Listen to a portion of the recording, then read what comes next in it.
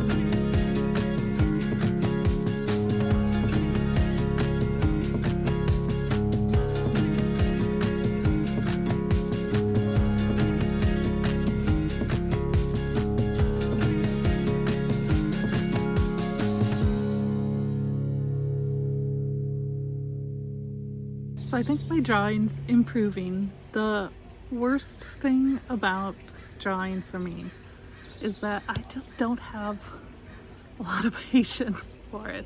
I tend to just get messy trying to just get it done and don't really think through all of the choices, don't really spend time on the details.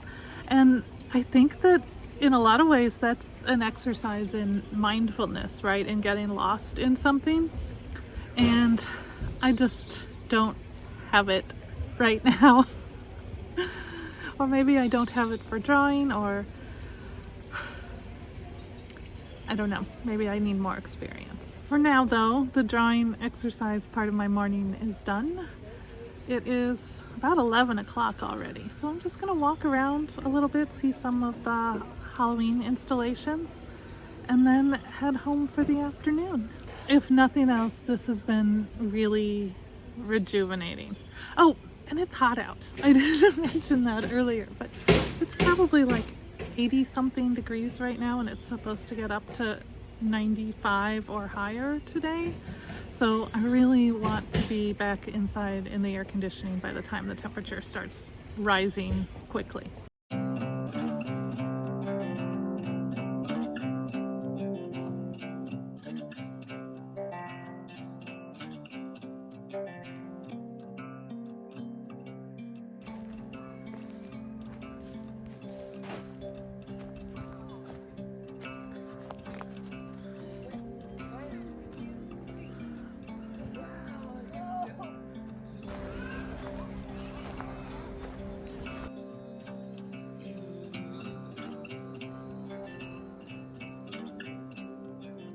I really wish that I could share with you the smell of this hay maze just warming in the sun. That dry, warm hay smell floating through the air. Even though it's hot, that is the smell of autumn. I could just sit here and breathe it in all afternoon.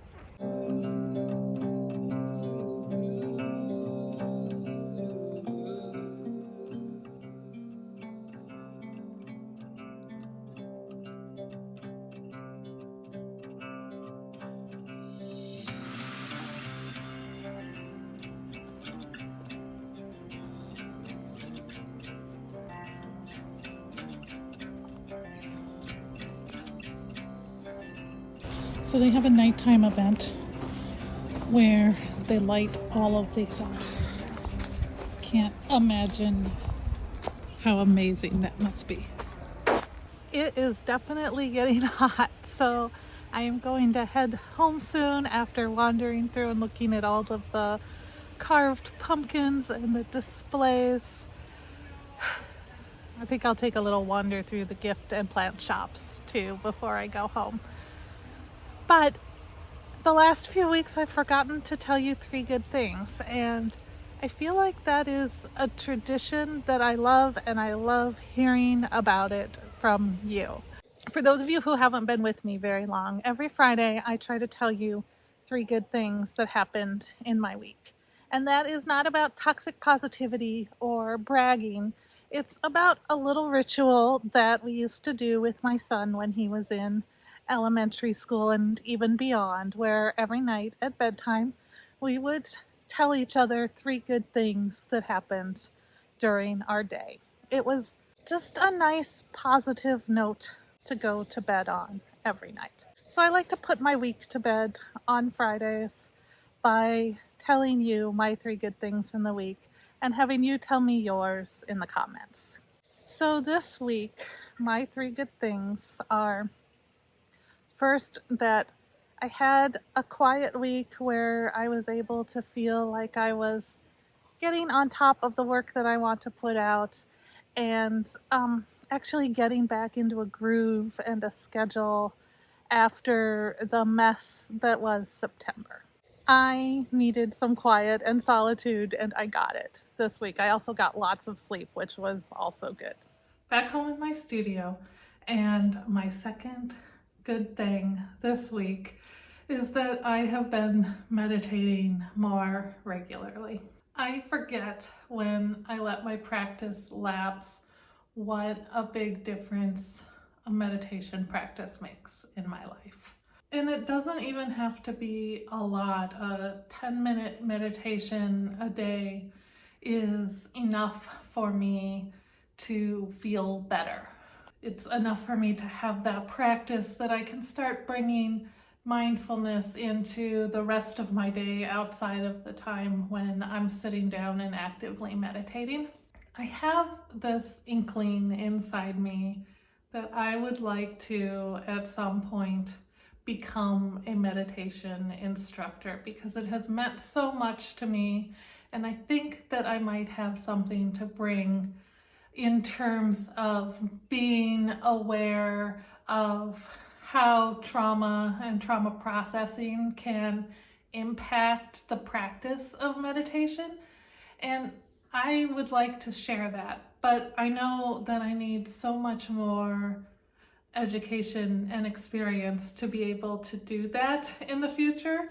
So I'm looking into some courses, specifically doing a course in mindful self-compassion, and I am recommitting to my home practice so that I can decide if that's a path that I want to continue down and if that inkling is actually worth growing into more than an inkling and into something real and solid. My third and final good thing is this.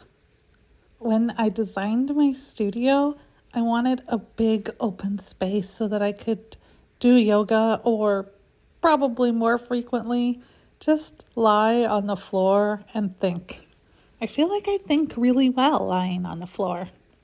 And now I have that space and I love it. And now is the time when we have to say goodbye. I am wishing you love and joy and all of those good things, and I can't wait to talk to you again. See you next week.